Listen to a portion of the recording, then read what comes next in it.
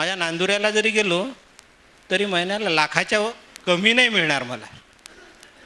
आणि त्या गाईला विकून पैसे मिळवायचे हे तत्त्वज्ञान मला गाववाल्यांनी आजपर्यंत सांगितलं, पण ते मला नाही पटलं. तू ते मला सांगू नकोस, कारण आपण ज्या गोष्टीला स्मरून प्रवास सुरू केला आहे, गीतेचं तत्त्वज्ञान काय सांगते की कर्म किए जा फल की इच्छा मत करना इंसान. हे जर खरं आहे, जर फक्त कर्म करायचं आहे तर आपण गायीची सेवा करतोच आहोत आणि तिने दूध द्यावं, तिने वासरं द्यावीत, ही फळाची इच्छा आपण का बाळगतो. हा एक प्रसंग ज्यावेळी स्मितानी तोपर्यंत माझ्यापासनं दूर ठेवलेले तिचे फिक्स डिपॉझिटचे जे पैसे होते, हे बोलणं झाल्यानंतर तिने माझ्या हातात दिले की आता हे तू दवाखान्याला वापर. तोपर्यंत तिलाही त्या पैशाचा सेक्युरिटी असं वाटत असेल, पण हे जेव्हा आमचं आपसात बोलणं झालं त्यानंतर तिने ते पैसे मला दिलेत पेशंटसाठी औषधं आणायला. हा एक प्रसंग. आणि दुसरा प्रसंग तसाच घडला ज्यावेळी रोहितचा जन्म झाला. कठीण प्रसव होतं. रोहितला निमोनिया सेप्टिसिमिया डेव्हलप झाला आणि प्रसव मी माझ्या आग्रहाखातर तिथे केलं होतं की मी व्यवस्थित बाळंतपण पार पाडू शकतो सेफली, या मला आग्रह होता. आणि ज्या सोयी आपण लोकांना देतो त्या आपण स्वतःही वापरल्या पाहिजे. त्यात कुठलाही किंतु परंतु लोकांच्या मनात येणार नाही की बा दाखवायला एक आणि खायचे दात वेगळे आणि याचे दात दाखवायचे दात वेगळे. आणि त्यानंतर जेव्हा बाळ अडचणीत होतं त्यावेळी स्मिताला मी स्वातंत्र्य दिलं की तू ठरव काय करायचं ते. स्मितानी जर असा निर्णय घेतला असता त्यावेळी की रोहितला म्हणजे त्या बाळाला घेऊन शहरात जायचं इलाजाला, तर मी ठरवलं होतं माझ्या मनाशी की जर स्मिताने असा निर्णय घेतला जाण्याचा तर आपण नेहमीसाठीच इथून परत जाऊ. आणि जर स्मिताने हा निर्णय घेतला की नाही याचा इलाज तूच कर आणि इथेच कर, तर आपण इथे कायमचे राहू.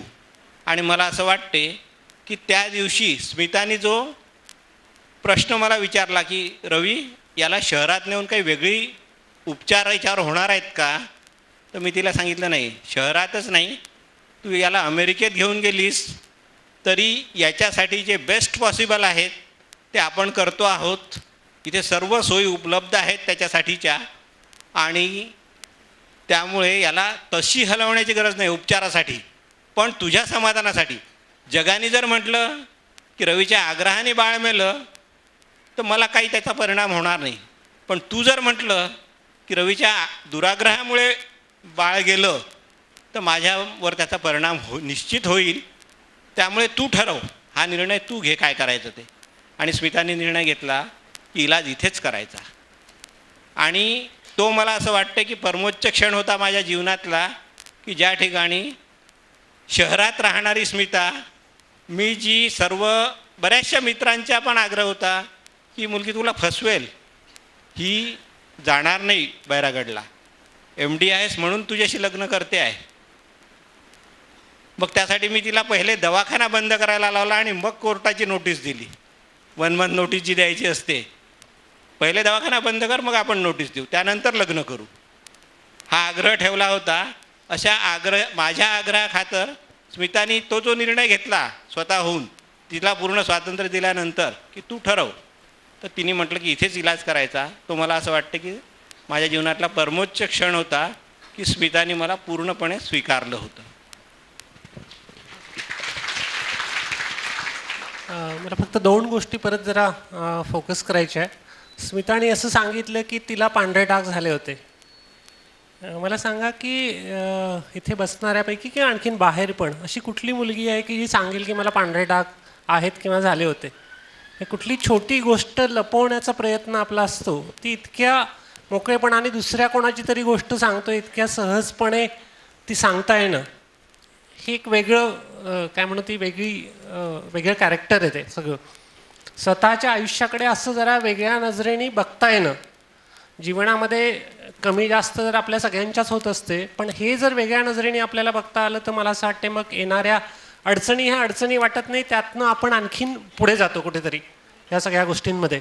दुसरं आत्ता यांच्या उदाहरणामधनं आलं की स्मिताच्या बाळणपणाच्या वेळेस जे बाळाची डिलिव्हरी झाली आणि जो काय प्रॉब्लेम झाला, आपलं घरात मुलाला सर्दी पडसं झालं आणि 2 दिवसात जरा ताप थोडा कमी नाही झाला यवतमाळमध्ये राहून आणि अगदी डॉक्टरच्या घरात पण, तर किती अस्वस्थ होतात आईवडील.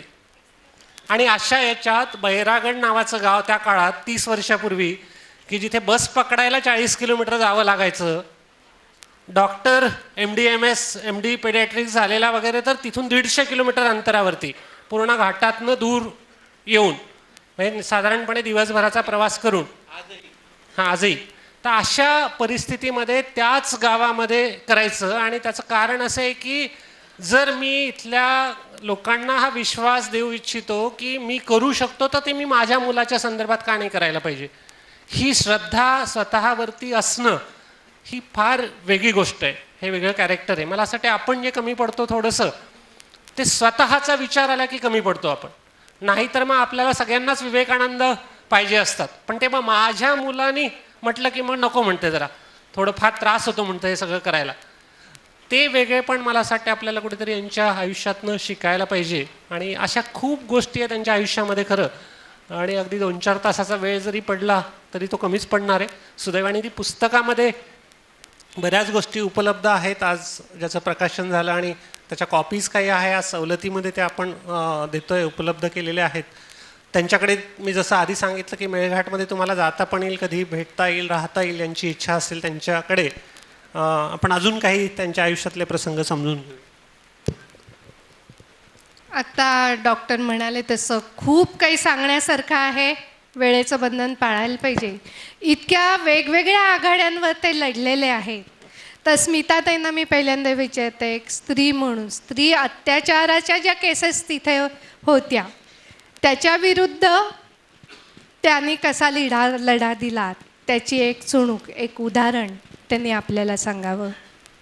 मेळघाटात गेल्यानंतर तिथे एका मोगलांच्या काळात स्त्रियांना जशी वागणूक मिळत होती तशी मिळत होती.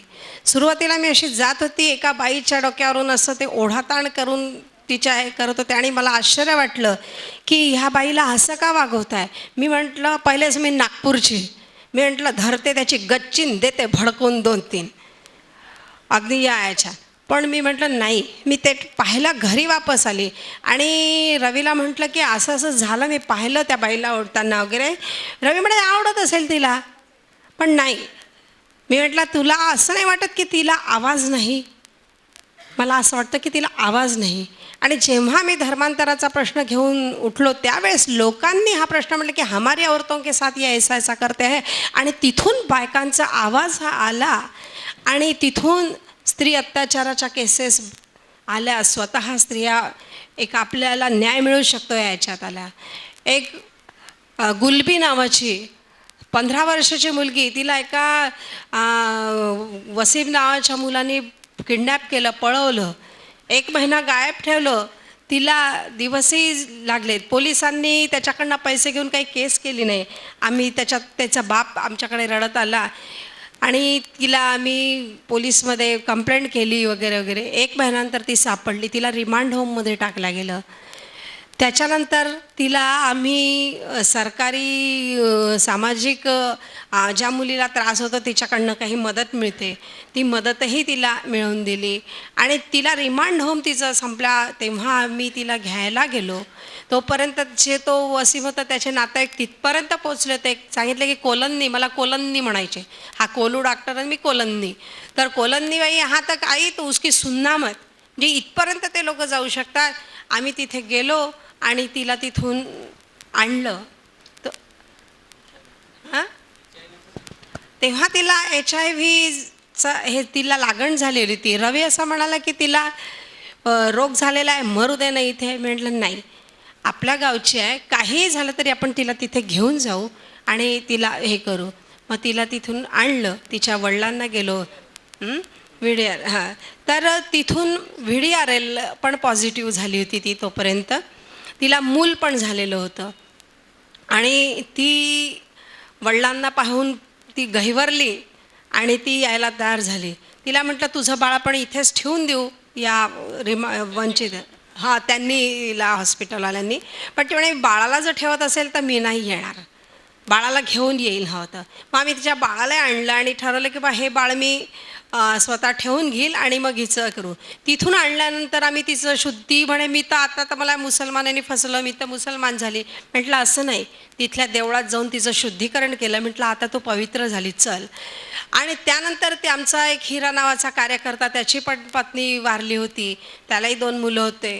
त्यांनी तिच्याशी लग्न केलं आणि तिचं पुनर्वसन झालं. आज ते चांगले आहे. तिचे जे सामाजिक वनीकरणाकडे 21,000 होते ते फिक्स डिपॉझिटमध्ये टाकले.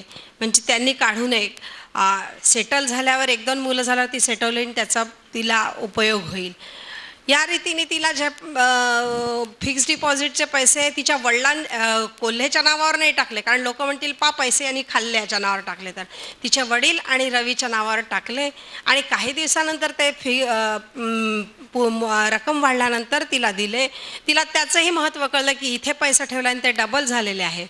त्याच्यानंतर तिला काही रक्कम देऊन पुन्हा फिक्समध्ये ठेवले. आणि जेव्हा तिचे वडील मागायला आले तर तेव्हा तिने स्पष्ट सांगितलं की नाही, ये यहाँ पैसे रखे ना इसलिए ये डबल हुए, अभी ये रखूँगी तो मेरे बच्चे के काम आएंगे, मैं तेरे को नहीं दूंगी. म्हणजे इतकं त्याचा चांगला परिणाम झाला आणि तिथून तिचं पुनर्वसन झालं. तसंच सुरुवातीची बरीच वर्ष आरोग्य सेवेचं प्रत्यक्ष काम केल्यानंतर मग रवी आणि स्मितांनी इतर कामांना हात घातला आणि आज मुख्यत्वे डायरेक्ट आरोग्य सेवेचं काम आज नाही करत आहे ते, पण त्याच्यासोबत आरोग्यावरती परिणाम करणाऱ्या ज्या काही गोष्टी आहे, मग आर्थिक स्तर वाढायला पाहिजे म्हणून मग शेती घेतली, शेती करायला सुरुवात केली. मग सुधारित शेती कशी करता येईल, फायद्याची शेती कशी करता येईल. गावामध्ये लोकांना रेशनचं धान्य मिळायचं नाही, 10 तारखेला संपून जायचं महिन्याभराचं धान्य. आणि म्हणून मग स्वतः रेशनचं दुकान चालवायला घेतलं आणि आजही रेशनचं दुकान चालवतात ते. मेळघाटातल्या बाकी सगळ्या दुकानांमधलं धान्य 10 तारखेला संपून जायचं, रवीच्या दुकानात मात्र 30 तारखेपर्यंत धान्य कधीही गेलं तर उपलब्ध असायचं. त्यामुळे लगेच प्रश्नचिन्ह उभे राहायला लागले. त्यामुळे एकूण व्यवस्थेमध्ये जे असणाऱ्या ज्या त्रुटी आहेत, भ्रष्टाचार आहे, त्या सगळ्यांना असा इनडायरेक्ट हात घालण्याचं काम यांनी केलेलं आहे वेगवेगळ्या निमित्ताने. समोर जे प्रश्न आले त्या सगळ्या प्रश्नांच्या निमित्ताने, आणि आजही ते सगळ्या अशा प्रकारच्या कामांमध्ये इन्व्हॉल्व आहेत. आज प्रत्यक्ष ते काय काम करत आहेत हे जाणून घ्यायची निश्चित तुम्हाला उत्सुकता असेल तर ते आपण त्यांच्याकडनं ऐकूया. सुरुवातीला 2 व्यक्ती बोललेत, एक जाजू सर आणि दुसऱ्या करुणाताई. करुणाताई आणि वसंत फुटाणे यांना पण आम्ही गुरुस्थानी मानलं होतं शिकत असतानाच. आणि काय शिकवलं त्यांनी आम्हाला, जाजू सरांचं ठीक आहे की ते मेडिसिन त्यांनी शिकवलेलं होतं की नेमका कसा वेध घ्यायचा.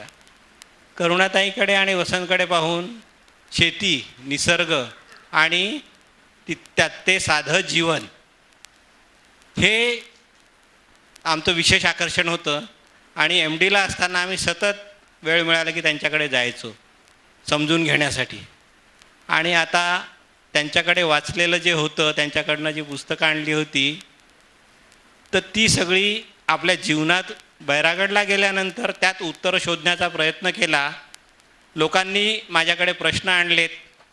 पंजाबराव कृषी विद्यापीठ आणि फुकुओका या दोघांना पकडून आम्ही त्याची उत्तरं शोधण्याचा प्रयत्न केला आणि सतत फायद्याची शेती आम्ही गेल्या 26 वर्षापासून करत आहोत. कधीही त्यात घाटा, लॉस अनुभवला नाही. आत्महत्येचा तर प्रश्नच नाही. भाड्याने शेती करायची किंवा अर्धबटाईने करायची, म्हणजे अर्ध मालकाला द्यायचं, अर्ध आम्ही ठेवायचं, अशी सतत 10 वर्ष शेती केली. आणि त्यानंतर स्वतःचा जो पैसा उभा राहिला त्या प्रॉफिटमधनं, त्यातनं स्वतःचं एक शेत विकत घेतलं. उद्देश असा होता की मी जेव्हा आलो तेव्हा मला कुठलाही सपोर्ट नव्हता. मी अनेक संस्थांमधून त्या काळात फिरलो, संस्थांकडे बरंच भंगार पडून होतं, खूप भंगार होतं, पण मला एक मायक्रोस्कोप पण त्यातून मिळाला नाही. ही आपल्या समाजाची दुरावस्था आहे की तरुणाला जर समोर जायचं असेल तर ते त्यांचं भंगारसुद्धा द्यायला तयार नाहीत. जे स्क्रॅप आहे ते पण द्यायला तयार संस्था नाही आहेत. हे वास्तव मी माझ्या जीवनात अनुभवलेलं होतं. ते वास्तव अजून जर कोणी मेळघाटात पाऊल टाकत असेल तर त्याला अनुभवायला मिळू नये, त्याच्यासाठी ते शेत स्वतःचं विकत घेतलं की ज्या कुणाला इथे यायचं असेल त्यांनी यावं आणि त्याच्यावर आपला उदरनिर्वाह चालेल आणि तो मेळघाटसाठी म्हणून काम करू शकेल. मेळघाटसाठी फक्त डॉक्टरची गरज नाही आहे, मेळघाटसाठी एका माणसाची गरज आहे. त्याला माणूस म्हणून समजून घेण्याची गरज आहे. त्याच्या पायात जर काटा गेला तर तो काटा काढण्याची गरज आहे, त्याचे आसू पुसण्याची गरज आहे. आणि हे सगळं करत असताना सगळ्यात पहिले आहे आपल्याला पोट. जसं मला होतं, मला माझे मित्र होते की ज्यांनी सपोर्ट केला, पण सगळ्याच अशा मित्रांना म्हणजे जे मेळघाटमध्ये पाऊल टाकू इच्छितात त्यांना कोणी सपोर्ट करणारं असेल असं नाही. तर हे शेत त्यातून सपोर्ट करेल. शेती घेतली त्यावेळी अनेक विचार, अनेक